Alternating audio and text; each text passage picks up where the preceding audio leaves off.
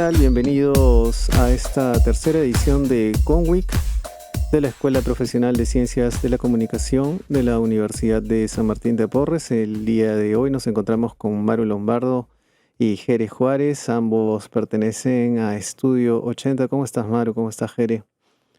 Hola Fernando, un gusto estar acá, todo bien, gracias por la invitación y nada, tengo muchas ganas de hablar de hacer ficción en audio que desde hace unos años es lo que más me gusta hacer. Sí, muchas gracias por invitarnos y nos gusta mucho con Maru hablar del tema, así que estamos contentos. Gracias por la invitación. Muy bien, y desde Estudio 80, ustedes están haciendo producciones de ficción sonora desde hace un buen tiempo y de manera continua. Cuéntenos un poco de qué trata Estudio 80 para poner en contexto a la gente que nos está viendo. Sí, claro, Estudio 80 es una productora de podcast multilingüe basada en Francia que fue fundada por Lori Martínez. Ella es periodista y productora de contenidos colombiana, colombo-estadounidense en realidad, que está radicada en Francia. Y desde hace 3 años está produciendo contenidos desde esta productora. Yo dirijo el área de ficción de Estudio 80 y básicamente nos encargamos de hacer antologías de ficción que son como 80 cuentos. También tuvimos otra que se llamó 80 Stories. También experimentamos mucho con diferentes tipos de formatos, especialmente para la ficción. Y Estudio 80 también tiene un área de no ficción y de productos comerciales. Muy bien, todo este campo de la ficción, que es un campo bastante interesante y bastante amplio, podemos hablar sobre el proceso creativo, quizá partir desde la idea y cómo esa idea pasa a un guión, Maru. Bien, acá le voy a pedir a Jere que me ayude a complementar, pero me gustaría que habláramos del caso de 80 cuentos, que para quienes no lo conocen, es una antología de ficciones latinoamericanas en audio, cuyo propósito es llegar a 80 historias publicadas, tanto en español como en otros idiomas, siendo el idioma mayormente publicado, o sea, el segundo idioma mayormente publicado, el inglés, sobre todo porque Estudio 80 trabaja sobre todo con esos dos idiomas, español e inglés. Y a ver, el proceso de 80 cuentos básicamente es que yo caprichosamente tengo una idea, ¿verdad?, de lo que quiero hacer en una temporada, dependiendo de muchas cosas, ¿verdad? Dependiendo de temas de conversación que estén pasando en internet en cierta época del año, dependiendo de temas que Jere y yo queramos explorar en términos de experimentación sonora, ¿verdad? Que quizás no estén presentes en otro tipo de ficciones o no los veamos tanto y queramos proponerlo como una suerte de inspiración para quienes quieran crear una historia para 80 cuentos. Y una vez tenemos definido ese tema, lanzamos una convocatoria pública en la que pedimos ciertos requisitos para una historia, para ideas de una historia, y durante esa convocatoria nos llegan ideas de creadoras y creadores, tanto con experiencia en audio como sin ninguna experiencia en audio, y nosotros a partir de ahí hacemos una selección de las historias que nos gustaría trabajar. Empezamos un proceso de trabajo freelance con ellos, básicamente, ¿no? O sea, a todas las personas les pagamos por la escritura de sus historias en ese sentido. Y ahí sí, Jere, te pregunto a vos, te reboto la pregunta. ¿Cómo describirías el proceso creativo de 80 cuentos? Que a partir de eso lo voy a ampliar también a más o menos cómo trabajamos en 80 las ficciones, pero el de 80 cuentos me parece particularmente interesante porque no somos, ni vos y yo, los escritores directos de esas historias. No, eso me parece, sí, eso me parece como lo más lindo, creo que tiene 80 cuentos, es que en realidad hay varias ideas, una encadenada atrás de la otra, como dice Maru. Primero, la idea de, bueno, vamos a hacer una antología de historias convocando un montón de escritores. Ahí hay una idea. Después, pensar unidades temáticas para cada temporada. Ahí aparece otra idea. Una temporada hablaba sobre la pandemia, otros hablaba sobre conexiones y distancias, otro hablaba sobre el fuego. Y después, al abrirse esas convocatorias, cada temporada tiene una idea por capítulo, que son los diferentes autores que van llegando.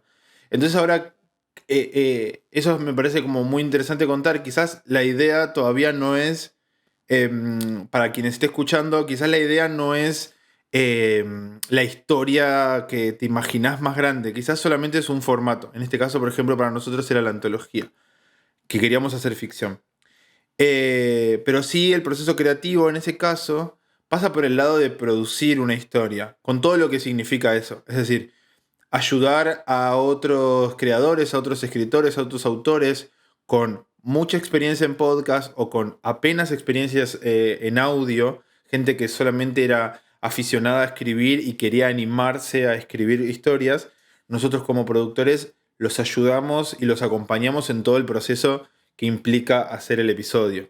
Entonces, muchas veces también es algo que aprendimos, me parece, con Maru, es que a veces nuestro rol como productores es a veces ayudar a que otras historias sean más grandes o sean mejores o sean más interesantes. Ahí agreguen el adjetivo que ustedes quieran. Em, pero me parece un poco eso, como encontrar una historia. A nosotros pedimos una convocatoria que tiene ciertos requisitos, por ejemplo, un párrafo que resuma la historia. Si nosotros vemos que en ese párrafo hay un destello, a veces decimos eso, como hay algo que nos llama la atención, quizás es los personajes son súper interesantes, quizás es, bueno, es una historia de humor, de ciencia ficción, vamos a hacerlo, o quizás nos llama la atención la historia, ahí empezamos a trabajar. Y después es empezar a pulir en los guiones, en las propuestas, todo para que suene mejor. Sabiendo que es un programa, 80 cuentos, que está experimentando, tanto como desde la escritura como en el diseño sonoro. Entonces, no creo que haya un capítulo bueno o un capítulo malo, sino que creo que hay siempre ideas que se fueron puliendo hasta donde llegaron, hasta donde podíamos. Porque también hay algo muy interesante en la producción, que es que los límites de tiempo, los timelines, eh, ayudan mucho a contener una historia. Pero después, si querés, seguimos hablando de eso. Ahora, en el caso de estas historias, son historias cortas, ¿cierto? Ese era uno de los parámetros que le sigan pidiendo a estos creadores de distintas partes del mundo. Sí, tal cual, Fernando. A ver, básicamente, y para responder más concretamente a la pregunta de cómo llegamos a los guiones, quizás, es que lo primero que siempre le aclaramos a todas las creadoras y creadores de 80 cuentos es que necesitamos que las historias al final duren cierta cantidad de tiempo. Como bien decís, es un tiempo considerado corto, entendiendo que hay podcasts de ficción que duran 20 minutos por episodio, 30, 40, inclusive más, ¿verdad? 80 cuentos trabaja en parámetros de entre 5 y 15 minutos como máximo, siendo 15 minutos una excepción, por supuesto. Trabajamos más desde los 5 minutos hasta 7 más o menos. Somos flexibles, pero es un parámetro corto en relación a otros promedios, ¿verdad? A promedios más generales de la industria, en fin. Y ese parámetro ya empieza a condicionar las formas de escribir los guiones y las formas de pensar los esquemas de las acciones que van a quedar escritas en esos guiones antes de que se escriban los guiones, justamente. Nosotros tratamos de ser muy cuidadosos en ese proceso. A los creadores les pedimos primero que nos manden una idea de la historia para ver si la podemos producir o no. Una vez aceptamos la idea, la probamos, nos pedimos que nos manden un esquema. Ese esquema tiene que detallar las acciones que van a pasar en ese guión y en ese audio final. Con ese esquema, nosotros como productores podemos estimar mucho mejor si el audio va a quedar más largo de lo que piensa el creador o no. A veces nos equivocamos, a veces, la mayoría de las veces creo que no nos equivocamos y por eso creo que sirve que lo veamos y que nos pasen eso. Y a ver, cuando Sí. ves la cantidad de hojas, imagino que ya te das cuenta. Claro, por eso claro, cuando ves la cantidad de acciones que hay en un esquema, empezás a pensar como, che, yo creo que esto es una serie, no es un episodio de 5 minutos. Entonces, ahí es donde hablamos con el creador para sugerirle que reduzcamos la historia a una escena mucho más particular o que exploremos solo un aspecto de esta historia que quiere contar, ¿verdad? Pero son correcciones de preproducción inclusive eso, que sirven mucho para la producción. Después viene la etapa de los borradores del guión, justamente, que ahí también pasa mucho, como decía Fernando, una cantidad de páginas que quizás no tenemos que acortar, ¿verdad? De alguna manera. Esos guiones los pasamos por unos 3 procesos de edición como máximo, y ya cuando el guión está cerrado, de alguna manera, pedimos a los creadores que nos manden las grabaciones también del episodio. 80 cuentos no solamente tiene un parámetro de tiempo, sino de cantidad de voces con la que trabaja, sobre todo para facilitarle la producción a los propios creadores. Hay ficciones sonoras que trabajan con 10 personajes. Nosotros no trabajamos con más de 3 por episodio, en su mayoría. En algunas contadas excepciones hemos puesto más, porque quisimos experimentar con otras cosas, ¿verdad? Pero normalmente nos concentramos entre 1 y 3 voces, siempre procuramos que sea 1 o 2 para facilitar la producción y para concentrarnos sobre todo en ese guión, que es lo que, y en el diseño sonoro posterior, que es lo que más nos interesa, creo yo. Sí, ciertamente hacer un guión no es una tarea fácil. Cuando decimos los guiones son, digamos, para una ficción corta, también tiene sus complicaciones. Hacer un guión corto para una historia que tenga un inicio y un fin y que se comprenda, o sea, que tenga una secuencia lógica y unas acciones que vayan narrativamente bajo eso, bajo una secuencia lógica y que además sean interesantes, ciertamente es complicado, no es fácil. Sí, no, para nada. Y yo creo que Jere también puede dar cuenta de que 80 cuentos es un espacio de aprendizaje constante para nosotros también para eso. Porque dentro de la experimentación sonora, de ficción sonora, yo sigo sintiendo que hay mucha influencia, sobre todo en el podcast contemporáneo, o sea, en el podcast como lo conocemos ahora en la ficción, hay mucha influencia de la narrativa audiovisual, no tanto de la narrativa de la radionovela, ¿verdad? Que conocemos más en Latinoamérica por otro tipo de herencia cultural, quizás, ¿no? Y eso supone unos retos re importantes, pero también unas ganas constantes que tenemos en 80 cuentos de buscar otro tipo de narrativas, me parece. No porque las narrativas del viaje del héroe, por nombrar una clásica, no nos sirvan. Al contrario, sí, claro, si sirven, o sea, si funcionan es por algo, ¿verdad? Pero 80 cuentos también quiere ser un espacio para explorar otro tipo de narración que creemos que el audio le puede también sacar provecho a eso. Sí, y también ahora en este mismo momento yo estoy en proceso de escribir un guión, les cuento. Tiro una información ahí, un adelanto. Pero es difícil enfrentarse a un guión, pero me parece que en realidad es un desafío. No me parece algo como una dificultad, como algo imposible, sino como, bueno, un desafío que me parece que no se diferencia no se diferencia mucho de otros tipos de acercamientos a la escritura narrativa. Es decir, yo siempre fui fanático de las películas, de las películas dibujitos de Pixar, he leído muchas cosas, he visto muchos documentales al respecto. Y de repente estar escribiendo un guión para podcast, yo me sentía que estaba haciendo lo mismo que ellos, solamente que cambiaba el formato, ¿no? En vez de estar contando películas, estoy contando en podcast de ficción. Entonces, me parece que lo importante a la hora de enfrentarse a un guión es entender que lo que estamos haciendo es contar una historia y tratar de conocer, obviamente, las maneras y los modos y aprender cada vez más, pero tiene que ser un desafío y no tenerle miedo. Eso quiero decir, como siempre hay que tomarlo como, bueno, vamos a enfrentarnos al guión y vamos a escribir algo. Me parece que eso es súper interesante.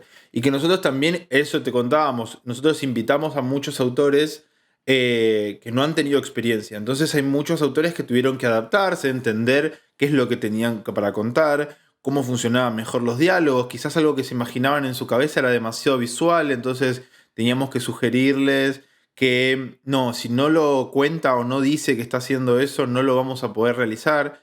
Hay constantemente un aprendizaje en el podcast, que a nosotros nos sirve como ejercicio en 80 cuentos. nosotros nos encargamos principalmente del diseño sonoro después de que el autor escribe y nos manda sus grabaciones.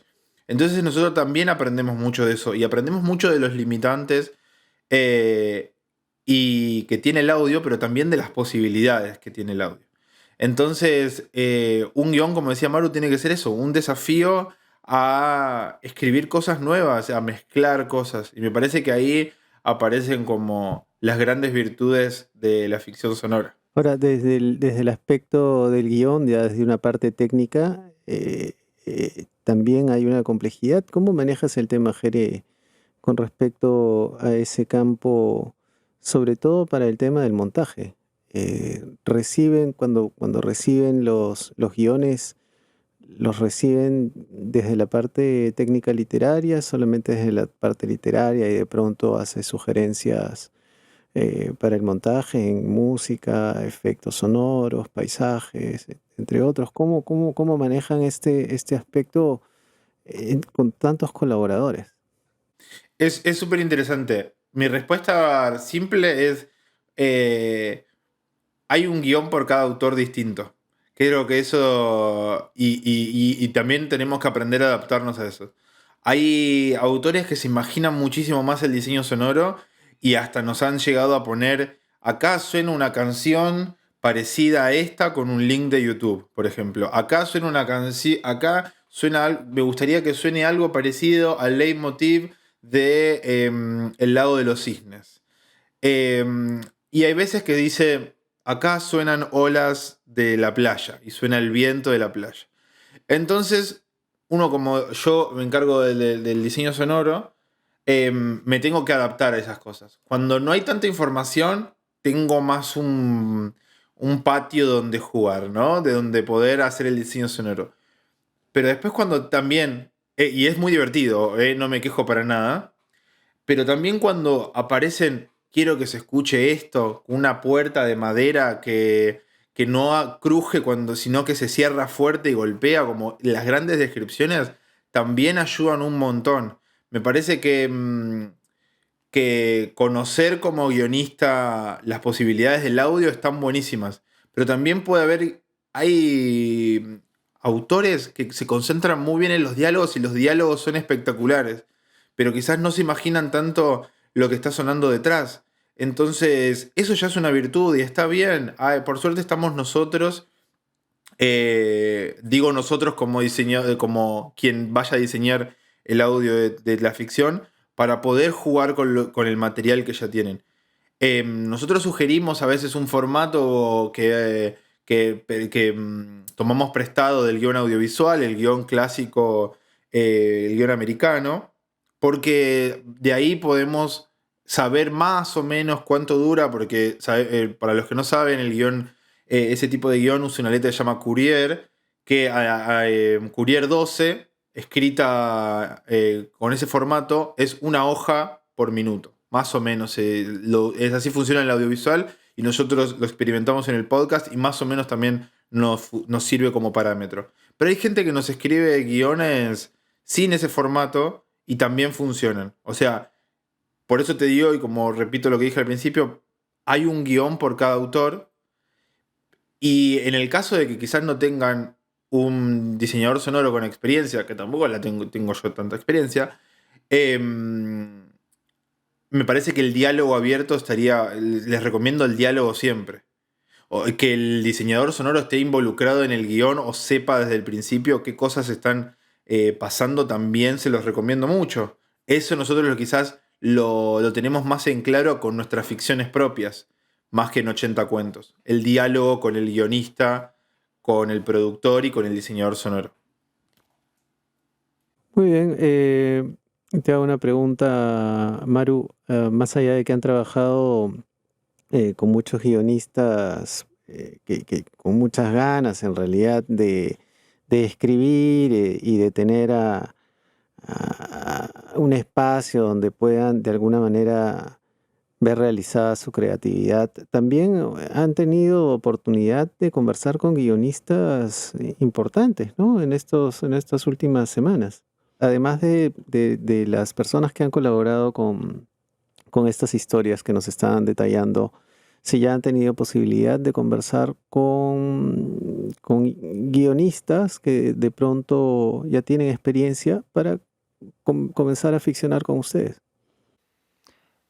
Sí, o sea, nosotros en Estudio 80 para otras ficciones que todavía no han salido al aire, ya hemos comisionado proyectos en las que trabajamos con un formato o sea, con una forma de trabajar que en el mundo audiovisual estadounidense se le conoce como el writer's room, como la sala de escritores un poco.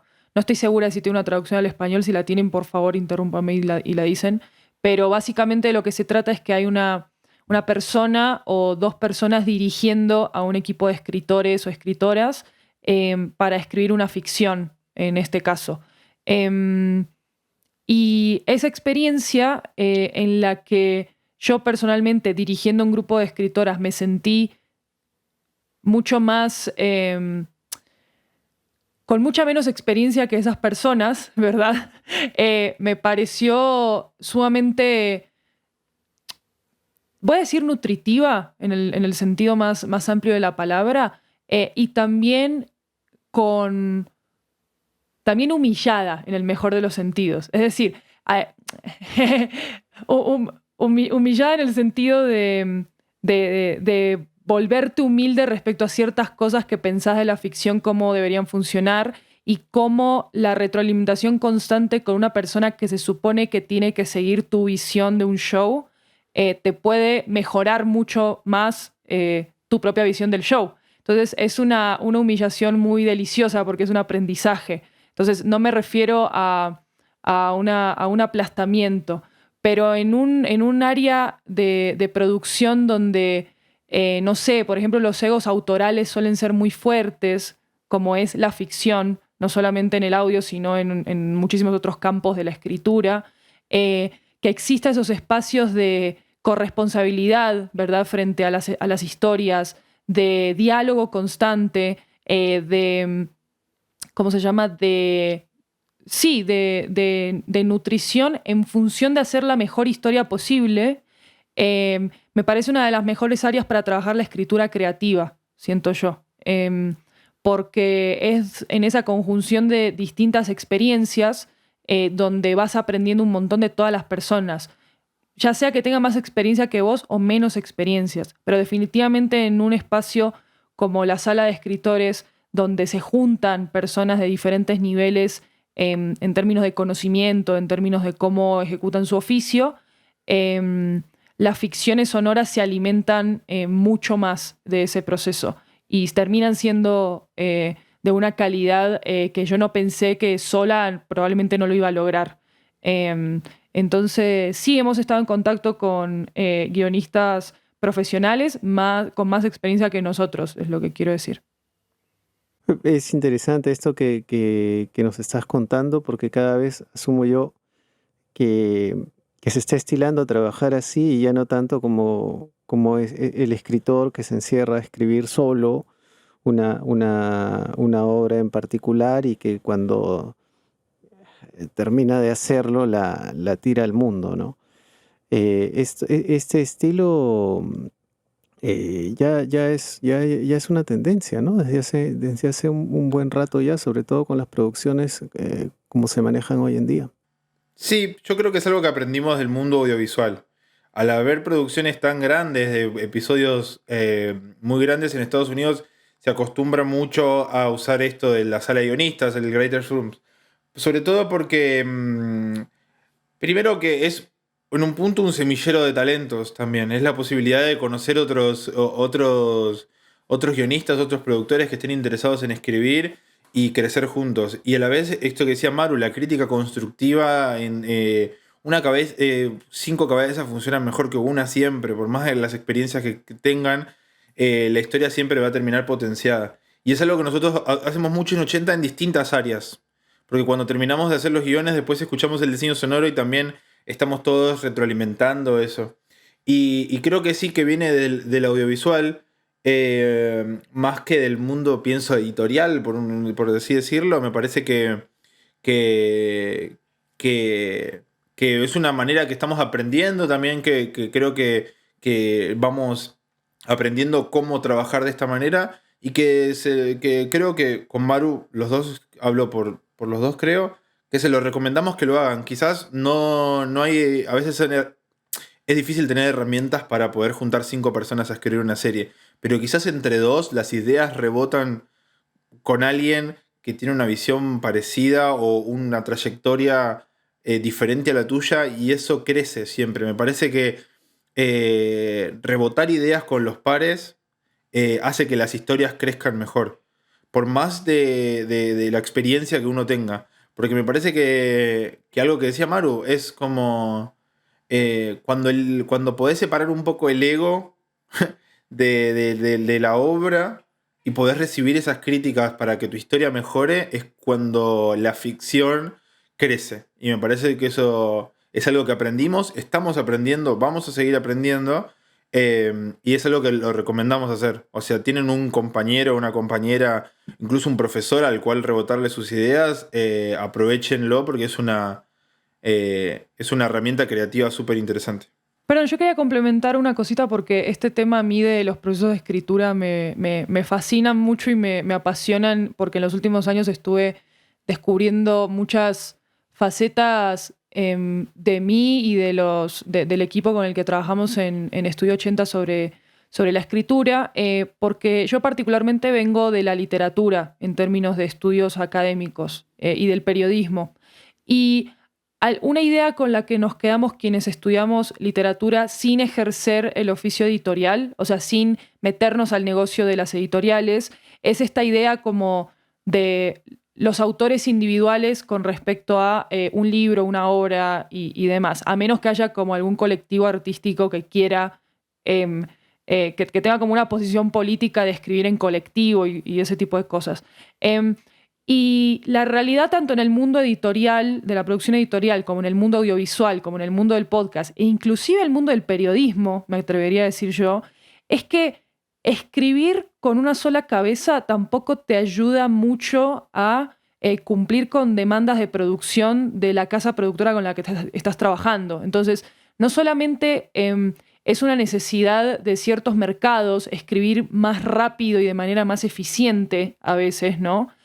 Sino que, como dice Jere, por suerte esa necesidad también para los creadores y las creadoras es una explosión creativa que a mí por lo menos me hizo muy bien en los últimos años, porque te obliga a enfrentarte también a la escritura como a un músculo que tenés que ejercitar constantemente y que hay otras personas con las que tenés la responsabilidad de ejercitarlo. Entonces ya ni siquiera es una relación con vos misma, con vos mismo que lo estableces, sino es una relación también social que implica la escritura. Y como decía Fernando, eso me remite a la idea de que ya hace mucho creo que la idea del autor solitario está medio mandada a recoger, me parece, que la industria editorial creo que lo sigue usando mucho como un punto de conversación y de venta que me parece súper interesante y válido, pero cada vez es más efectivo y más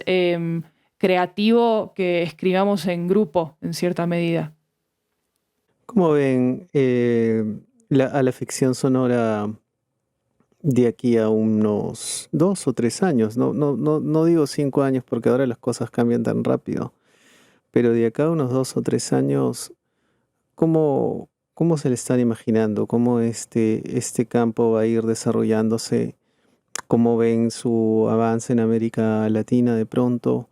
¿Qué expectativa tienen de todo este proceso que ha ido en crecimiento en estos últimos años?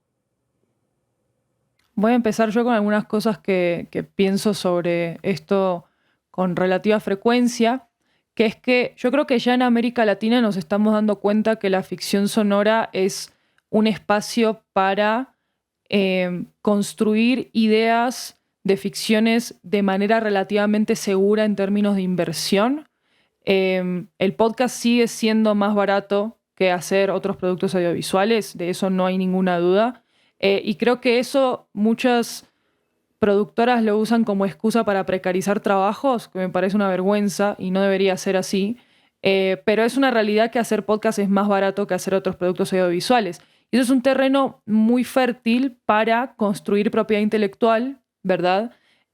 darle una solidez muy grande antes de venderlas a producciones más grandes. Es decir, el podcast de ficción creo que se está convirtiendo en un espacio de juego para hacer que esas ficciones puedan ser adaptadas a otras plataformas y tener visibilidad multiplataforma en esa medida, ¿no? Yo creo que en los próximos 2 o 3 años vamos a ver eso mucho más, creciendo mucho más, de países como Argentina, Colombia y México, sobre todo, me parece que son los países que están liderando como esa producción. Y creo que por eso mismo hay una gran oportunidad de todos los otros países de Latinoamérica de observar esas narrativas que se están construyendo desde la ficción y entender cómo quizás ellos pueden o se encuentran ciertas inspiraciones para hacer otras narrativas que le compitan, ¿verdad? Yo apunto a esos 3 países específicamente por tendencias de mercado, pero como vos decís, en 2 o 3 años puede pasar cualquier cosa. La presencia de Brasil en nuestro idioma creo que ojalá pudiera meterse un poco más de alguna manera que no sea por el portugués, porque no sé hablar portugués. Ah, mentiras. Pero, o sea, es verdad, no sé hablar portugués, pero quiero decir, creo que Brasil también está siendo un competidor re importante que en los próximos años va a producir cosas maravillosas que me gustaría que pudieran ser traducidas al español para apreciarlas más, ¿verdad? Y yo creo que en términos industriales, va por ese lado. Jere, ¿vos qué pensás? En el momento que estamos grabando esto, hace unas horas salió el episodio nuevo de Serial. Y un poco estaba como reflexionando, pensando sobre eso, que Serial es un podcast de ficción, de no ficción periodístico, y que muchos podcasts existen gracias a haber escuchado Serial. Entonces me imaginaba que en algún momento va a haber podcasts de ficción que hayan escuchado, por ejemplo, Caso 63 y les haya volado la cabeza, y entonces por eso quisieron hacer ficción. Yo creo que en los próximos años vamos a ver más producciones independientes. O al menos es un deseo. Realmente es difícil hacer futurología, pero el deseo es... quiero ver qué semillas plantaron las ficciones que se hicieron, ¿no? Acá en Latinoamérica. Me gusta que cada vez más las universidades, me gusta que cada vez más ciertos sectores de la industria empiecen a apostar por la ficción para empezar a allanar terreno, porque todavía es espacio de experimentación, todavía se están probando cosas, todavía no se sabe bien lo que funciona. Caso 63 es un podcast que a nivel producción es muy simple, son 2 voces hablando en una sala una sala como de interrogatorios, por así decirlo, ¿no? Como una sala. Y fue un éxito. Pero después, hace pocos meses, Spotify saca un podcast sobre Batman, recontra cinematográfico, y es un éxito también. Entonces todavía hay terreno para recorrer. Hay cosas para disfrutar. Y por suerte hay ficciones independientes que están saliendo de a poco, que estamos conociendo. Y me parece es eso, que en los próximos años vamos a seguir experimentando y vamos a seguir escuchando nuevas ficciones. Y ojalá que siga creciendo, que podamos ver después, vamos a empezar a ver las primeras ficciones adaptadas a la televisión, adaptadas